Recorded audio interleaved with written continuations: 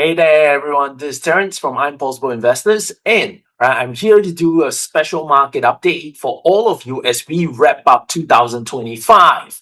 All right, so the title of this presentation is Ending of 2025 and What You Need to Know in Order to Look Out Before You Dive into 2026 with the stock market right now. Okay, so without further ado, let us get started for this market update, and hopefully, I will be able to provide you some great insights to your next trade that you're eyeing for in the stock market right now.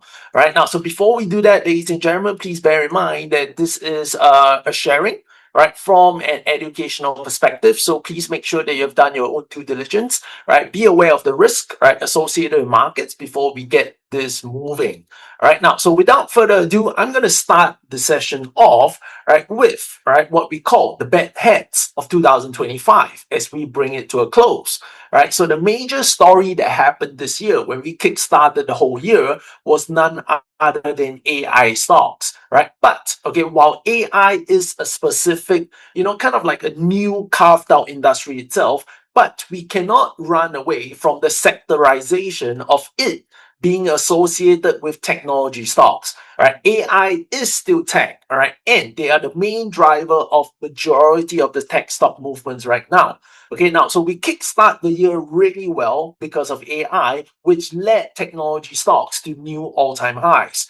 But at the same time, as we draw to a close towards the end of the year, right, we start to see a lot of weaknesses appear in the very same technology stocks as well. So if some of you are actually not aware of what this reason is or why this is actually happening, all right, let me bring it to your attention that number one, right, the major culprit to this weakness that we see right now is actually none other than the cryptocurrencies. Yes, all right, now many of you still feel that cryptocurrencies are actually a separate asset from trading the stock market. But all this has already changed, right, in 2025 itself. Let me bring you a case and let me help you understand as well. Right, the reason is something very simple, right? Cryptocurrencies have fought so hard, all right, to be something of a hedge against the stock market itself, right? But that was all possible when it was still a separate industry, right, with separate brokerages, separate licensing, separate acts, right, to trading itself. But the moment they started to streamline cryptocurrencies, right, and by streamlining, I mean, right, creating ETFs, making cryptocurrencies tradable, right, via stockbrokers, right, it has officially became something mainstream, right, which means something that was created to be separated, right, has now joined the great big family of the financial markets, right? So what this means is something very simple, right? The logic now becomes that people who trade stocks are gonna be people who would end up trading cryptocurrencies, right? So if you were to rate cryptocurrencies as a stock, what kind of stock do you think it behaves as? An ultra volatility stock, right? Or an ultra, volatile stock itself. So we can classify as professionals as something we call the high beta stocks, stocks with very volatile swings and movements. Right now, if you compare these, right, with some of the very volatile stocks this year itself, right, you would actually see that their price movements are actually very, very similar. All right, now, so what this means is that tech sector right now is really getting hit or dragged down, I would say to a certain extent, right, by the weakness that we're seeing in cryptocurrencies right now. Right, so we had crypto or Bitcoin that broke the 100,000 mark and it stayed above $100,000 for a very long time this year. Right, but the moment it gave away $100,000 mark, right, it was unable to recapture that psychological level, right, for what is right coming close to more than a month, almost 2 months right now, right? So this is not taken very keenly, right, by the high risk traders in the market, right? So what this means is they are starting to get wary, all right, and they're starting to be aware of the risk, right, exposure that they have in the markets, right? So this makes them a little bit more cautious, right, in terms of their bullishness. Right, so the crypto heist, right, is just simply an analogy that I'm giving over here that crypto has gone mainstream, right, where people liked it initially, right, and then they started dumping it, right, and some of the biggest investors in cryptos are also letting go, right, of some of their cryptos as well right now, right, and one of the biggest stock that you want to pay attention to at this moment, right, is really one of the big guns over here, which is MicroStrategy.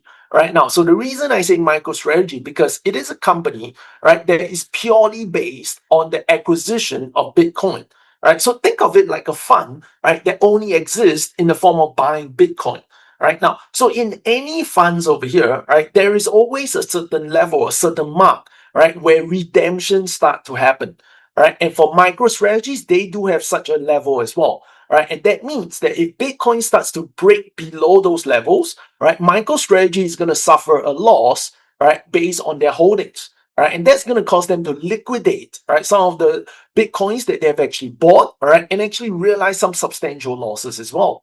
All right, now if that happens, all right, redemption happens, and it's going to cause more selling, right, of Bitcoin because of this. Right now, so with that in mind, all right, okay, this is something you probably want to pay attention to and look into, all right, okay, Bitcoin prices, right, and how it holds, right, its next major support levels. Yeah, okay, because all this can roll over into the stock market itself. All right, so that's number one. Number two, right, AI, or what we call AI stocks, have officially gone into what we call phase two. All right, now, so I say this as phase two because in phase one, everybody's just concentrating on the potential.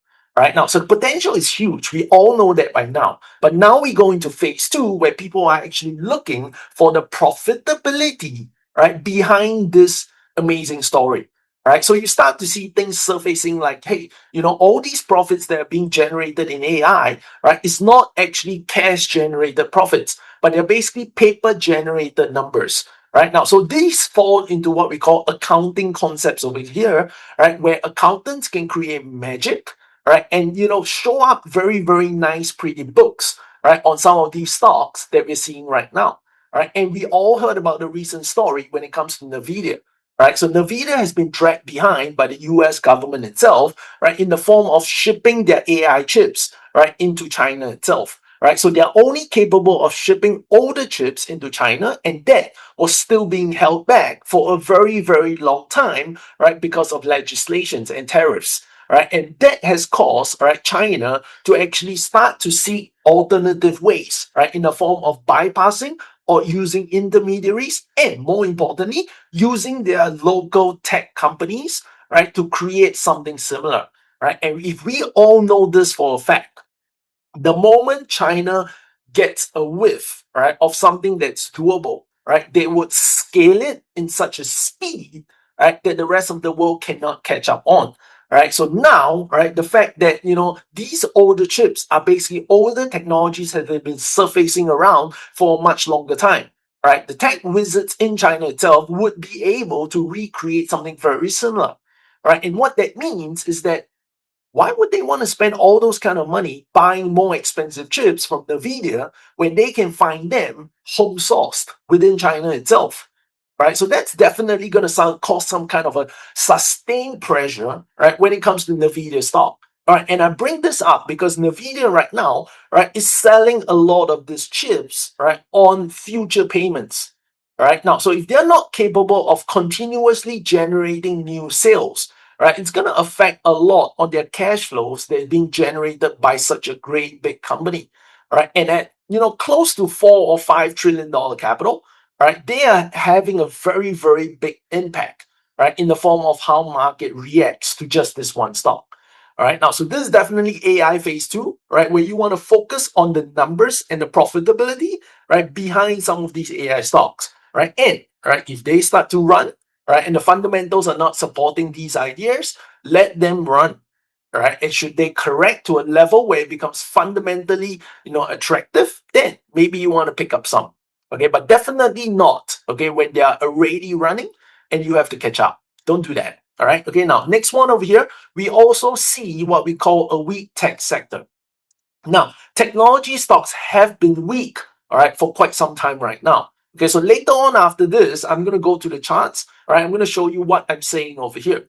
All right, so we have weak technology sectors, right, followed by strong metals, right, which is strong gold prices, and we have all seen how stellar, all right, silver has been, all right, towards the end of December. Right, it's just absolutely broken out over here, and rumor says that it has even brought down certain bank, right, in the US because of silver trading, all right, and how excessively it has ran. Right? No, no one has validated that, or no bank has came out to, say it's me. Yeah, okay, but that's the rumor that's been going around. Yeah, okay, now, so watch out for strong metal prices because, right, if metal prices continue to sustain high level pricing for a very long time, it's going to add pressure, right, into the market highs that we're seeing right now. Okay, now, so we also have strong pharma, right, and is that bad? Right? It is not a bad thing, but strong pharma is usually associated with a defensive sector. Right? So when market gets defensive and when markets get interested in defensive stocks, right, it means that they're taking risk off the table, right, from the stock market as well. So all this points out, right, to that, hey, while picture looks really good right now, right, the market players may actually be positioning, right, for some kind of a meaningful correction, right, heading into the new year, right? And this is not going to happen on the final day of this year, right? Trust me, it's not going to happen, right? You're not going to expect any kind of major sell-off, right, in the last day of trading. Why do I say this? Because it is just how the industry works. All right. Now, if you look at the SPY right now, okay, I think maybe let me just bring you to the charts and show you what I mean. Now, so if you look at the SPY right now, okay, from the beginning of this year, all right, we were actually trading at somewhere around here, January. Yeah, okay. January, we are trading around $580, right? And right now we're trading at $680. So we are up by about $100 for this year on the SPY stock, right? And that equates to coming close to somewhere around 20%. All right, and this 20% mark, right, is an absolute stellar return for many of the fund managers out there. Right, this is a return that allows them to claim for the higher tier of all their performance bonuses. Right, and do you think they're going to let go? And do you think they're also going to let the market do anything to take these huge bonuses from them on the very last day of the year? No, they're not going to let that happen. Yeah, okay, so they're going to do whatever they can in their financial might, which we know that they have a lot. Yeah, okay, to keep the market exactly where they are right now. Okay, so with the SPY at about 687, right, it actually equates to the SPX, which is the index itself, at about 6,900 level. Right, and if I were to say something or what I think in my head right now, right, the market would close, right, at a level between 6,009 to potentially breaking and hitting the 7,000 level before the end of this year. Right. So yes, we may actually still see a 100-point move tonight just to bring it to 7,000, level to close the year. All right. Don't deny that. Right. It might bring the market to a new high, which is now at 6,945. Right. But it's definitely doable with such a thin volume traded market that we are seeing over the Christmas weekend and into the new year as well. Yeah, okay, now, so all these are very possible. Now, so going back into the points that I've said earlier, right? Now, so I'm just going to go into IBIT over here to represent Bitcoin, right? And we had IBIT over here hitting a high, right? Sometime close to about October this year, right? And then it started its downfall and has never recaptured, right? Since then, right? If you look at things right now, we have the 20 cutting the 50-day moving average, the blue versus the red, right? And then we have both of these cutting the 200-day moving average line, which is actually a very bearish sign. Yeah, okay, now, so Bitcoin right now is definitely bearish and it can't get out of its way. I say it can't get out of its way because, right, it cannot even reclaim that 20 exponential moving average line. Right? Every time it hits it, right, it gets sold off again. So Bitcoin is definitely on the bearish move right now. Now, so next one over here I mentioned is AI. Right? And what AI is doing right now is really weakening the technology sector. Now, on the charts, it doesn't look like it's weakening over here, but if you compare, right, what it has done at the beginning of this year, right, to what we are seeing right now towards the final quarter, right, all Bitcoin is doing right now is trading within a range. All right, so within this range, it is also doing another thing which some of you may not actually see right now. Right, it is actually creating some kind of a wedge which is getting narrower and narrower and narrower, and it's going to finally cause a breakout. Right now, the only thing right now is it going to cause a breakout to the upside or is it going to cause a breakout to the downside? And that's the question that's left to be answered right now. Why? Because if it actually caused a breakout to the downside, right, we could actually see a very swift sell off in this market to kickstart the first quarter of 2026, right? And if you look at how market has been right now, it is definitely something that is needed by the market itself, right? Now, so this is the S&P right now in the form of the SPY chart, right? And if you look at things over here, right, let me zoom it out, right? We are actually hitting what we call a triple top, right, in the final days of this year, right? And amidst this triple top right now, we are actually seeing negative divergences appearing on the strength indicator, which is RSI, right? And we're also seeing it on the MACD, which is a momentum-based indicator, right? And these are pointing towards, hey, this trend doesn't look like it's sustainable right now, all right? So with weakening tech, with high commodity prices, with high metal prices, right, and right, one last punch over here, right, is the fact that oil is also joining the mix, right? So oil, right, is not on a bullish move yet, but if you look at it, oil has definitely reclaimed, right, the 200-day level, right, and the 200-day moving average is now becoming the support level for oil itself. So oil is no longer bearish. All right, so we have high metal prices, which is obviously bullish, and we have higher, right? I would say a higher oil prices, which is also bearish for the market. And all this is setting up. So some of you are wondering, hey, Terence, if you are saying this, then why is the market not collapsing, right? When tech is actually selling off or tech is weakening right now. And that's because, right, while NVIDIA is coming off, right, we can clearly see that NVIDIA came off from 212 all the way down to almost 160. Now that's almost like a $60 drop, right? That's well good enough for almost 20%. But while NVIDIA is doing that, right, they have a proxy, which is Google, that's totally doing the opposite.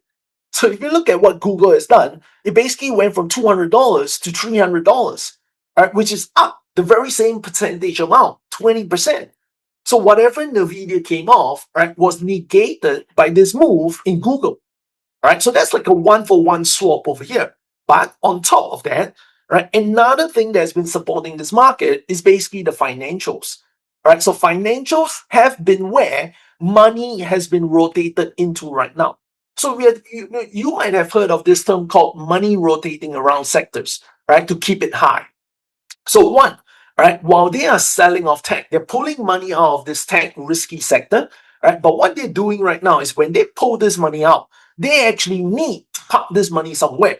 So where are they actually parking this money to be able to keep the market strong? And that's where they go into financials, right? Because financials used, right? Okay, I say the word used because, right, they have now officially been overtaken, right? Now, so I prepared this slide for you to see, right? So the weightage of the entire S&P in 2025, right? Financials used to weigh almost 30% of the S&P 500 index, but now it has fallen by half of that amount, right? They only account for close to 15%, but they are still the second biggest sector out there. Right. So we have financials, right, that is holding it up. Right. We have tech that is still holding up in the form of certain big tech stocks, right, negating the others. Right. So you have these two sectors that are still, kind of there. Right. And then you have energy, which is propping it up. Right. And then you have pharmaceuticals, right, healthcare, which is also worth 10%. Right. And you can see how it all adds up. 15 plus 10 plus another 3, right? You're coming close to exactly where tech is. Right. So this is where all this money is being circulated and rotated. Right. And there's absolutely no correlation in this market. Right. And if you want a market to be healthy, right, a market has to behave in a correlated form. Right. It cannot just pull it up by one string of the entire pack. Right. You can't do that. It's not sustainable because it's going to end up being lopsided. You get my point? Right? So it has to be constantly pulled up at the same time so that the beam remains in a balanced position. All right. So now, all right, it seems like one of those strings is threatening to snap, right, while the others are still trying to keep it up there. All right. So when we start to see a more correlated movement, a more correlated marketplace itself, right, that's when we're going to start seeing some kind of a meaningful state of correction in this market taking place. All right. So don't be surprised right now that we may actually see potential 5 or 10% correction in the first quarter of 2025. All right. Now, so with this summary over here, I hopefully have brought up some very interesting ideas heading into 2026. But one interesting idea, right, to really put out there right now is the fact that volatility have drastically shrunk, right, while this market has severely recovered, right, in the final weeks, or what we call the center rally. Right, so this center rally has officially brought the VIX into close to what we call an all-time low. Right, all-time low in the VIX happened, earlier in about 2024. Right, and then we had one more over here at about 2025, close to the beginning. Right, and now we're back there once again. Right, but can you see what happens usually? Right, after we hit a low, volatility tends to spike. Right, after we hit another low, volatility tends to spike. Right, now we're hitting another low. So what do you think is going to happen next? The higher probability says that we're going to see some kind of volatility spike. Isn't that so? Right? And for those of you who have traded the market, right, you would associate some kind of a volatility spike, right, with a correction in the marketplace that's happening. Right? And do you know, would you, okay, I'm probably going to just do this as a sharing for the end of the year itself, right? With lower volatility over here, it also presents a very interesting idea right now. Right, and that is, if you actually foresee some kind of a correction that's happening in the market at this moment, right, options are actually on the cheaper side for you to go buy some right now if you're looking to the downside. Now, what exactly am I talking about? Right, what I'm talking about here is really this. Right, if you look at this option structure, right now, if we go all the way out to February itself, which is about 50 days away, right? So if we go into February right now, right, and we go into SPY. Okay, so we go back into SPY and we go into February expiry options, right, which is 51 days, sorry. Right now, so if we go out right here, right, to where there's some kind of a significant volume that's happening, right, maybe the 675. Right, if you look at this 675 over here, there were about 5,000 put options that were being traded just yesterday night. That's some kind of a volume if you compare with the rest. Right now, so if you were to buy this put option, right, you would notice that it's not cheap. Terrence, is not cheap. You're out of the money by more than $10, and you still got to pay another $8 for this option. You're right. You're right. But right, if you switch around, right, and actually sell, right, a 670 put, right, you are creating what we call a debit spread. Right, and in this debit spread over here, you would realize that it actually only cost you about $1, right? About $1 for a potential $5 profit. Right, and if market is gonna come down, a move from 687 down to 670 is really only worth $17. Right now, if you look at this over here, market is telling you that there is a potential that it can move a total of $40, right, in 2 months' time. So the SPY can move down by $40 or up by $40 as a range, right, in the next 2 months, right? And your further strike in your trade is only $17 away from where it is right now. So do you actually have what we call a high probability of this actually happening? Right? Of both option strike prices being hit and crossed over to the downside? Yes, we can. Why? Because if we start to see a 10% correction, right, a 10% correction is actually worth almost close to $60 on the SPY. Do you realize that? All right, that's a $60 down move, right? And your two strikes you're trading is only $17 away, right? And you're investing about 20%, all right, on your risk to make the remaining 80% as your profit out of the trade. Right, so these are some of the trade ideas that can come out, right, if you know how to leverage on options, right, and what the market is expecting to do, right, with some of the trades that you can take out there. Right now, so with that, all right, I hope I brought some very interesting ideas to how you can end off 2025, right, with maybe some trades going to 2026 right now. Right now, so with that, all right, I'll see you in my next market update. And right in advance, I'd like to wish all of you a great new year ahead. Right, and the market is going to be sloshing around. I promise you, in 2026, right, we're going to see some kind of a volatility kicking in and taking place. So know what you're doing, educate yourself, right? Find the instruments that help you, right? And what I already say, right, is keep yourself nimble in this market. This is not the time for any kind of long-term investment. This is the time to trade the market, right? Especially when they are at their all-time highs. All right. So, ladies and gentlemen, this is Terrence from I'm Possible Investors. I hope you enjoyed this market update, and I'll be seeing you in my next video really, really soon. Bye for now. Happy New Year, everybody. Bye bye.